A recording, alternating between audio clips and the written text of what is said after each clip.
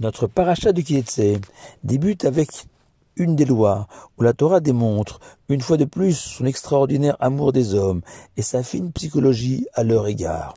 En effet, Dieu autorise un guerrier qui s'était pris d'une belle prisonnière non juive de l'épouser sous certaines conditions. Ainsi, avant de se convertir au judaïsme, la prisonnière devra durant 1 mois s'avilir et pleurer ses parents auxquels elle tourne le dos en changeant de religion.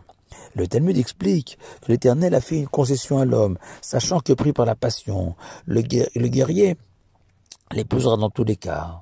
Dieu a alors mis en place une procédure, à la fois pour protéger la prisonnière d'abus et de viols, mais aussi pour tenter de raisonner le soldat et lui faire prendre conscience qu'on ne peut pas choisir une épouse uniquement sur des critères esthétiques.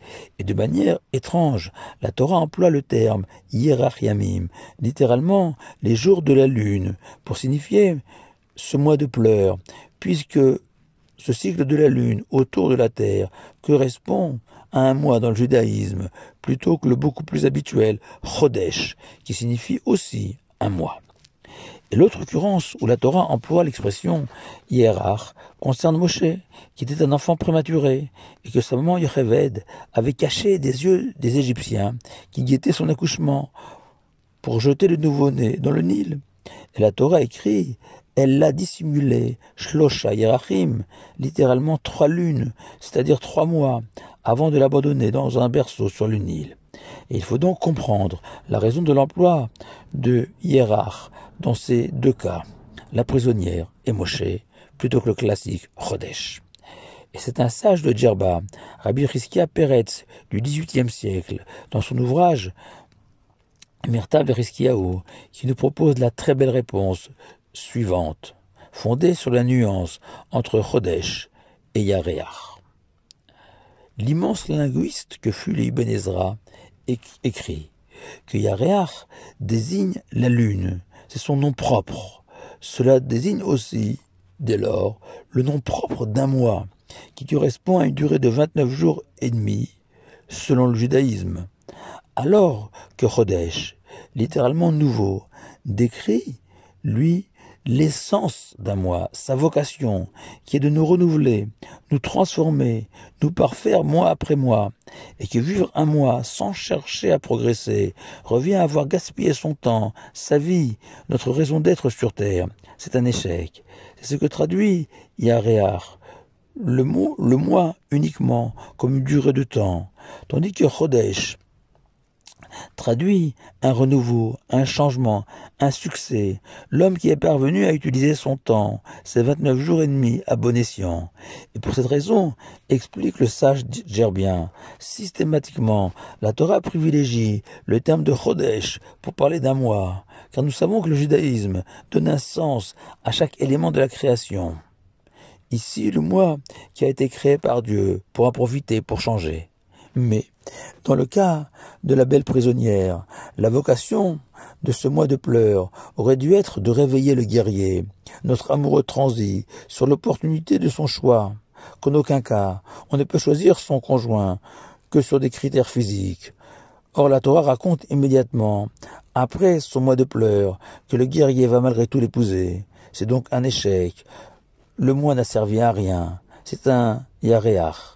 Et la Torah va lui annoncer que ce type d'union risque fort d'être un échec, où le couple se disputera sans cesse, et les enfants ne suivront pas le chemin de nos ancêtres. Exactement les 2 histoires racontées par la Torah, juste après celle de la belle captive. De même, dans le cas de Moshe, au bout de 3 mois, Yocheved a dû se séparer de son fils Moshe, l'abandonner sur le Nil. C'est un drame, rendu par l'emploi du mot Yareach. Et le Rav Peretz de Djerba va citer une preuve à son enseignement en faisant remarquer que lors d'un mariage dans la Ketouba, la série d'engagements que prend le mari en faveur de son épouse, l'usage est d'écrire que tel jour du mois, le mariage a eu lieu et on emploie le mot Chodesh pour désigner 1 mois. Alors que dans un guet, un acte de divorce, on utilisera le mot Yareach pour signifier que tel jour du mois, le couple s'est séparé.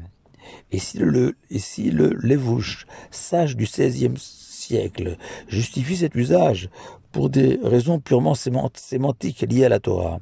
Selon notre explication, cette différence d'usage est magnifique.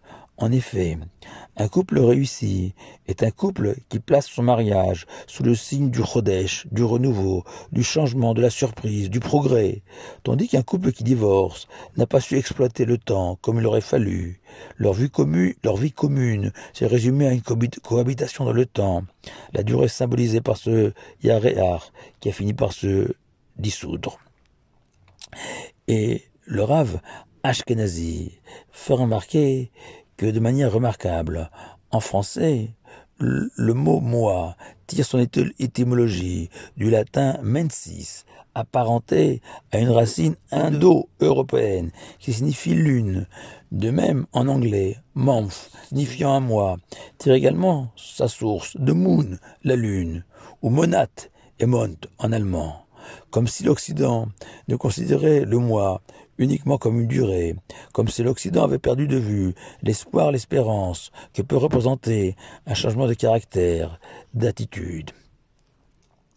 Et dans quelques jours, le roi David va nous encourager à Rosh Hashanah, Tiku Chodesh Shofar, et sonner le premier du mois, le shofar.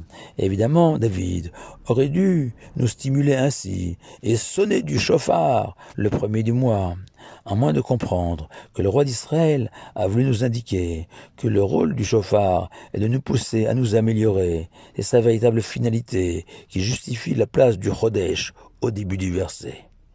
Dans une très jolie chanson du groupe Indochine, la lune prend les traits d'un astre sans aucun sentiment, indifférent à la douleur d'un amoureux qui souffre. Il a dû s'adresser à la Yaréar, pas au Chodesh. Shabbat Shalom à vous.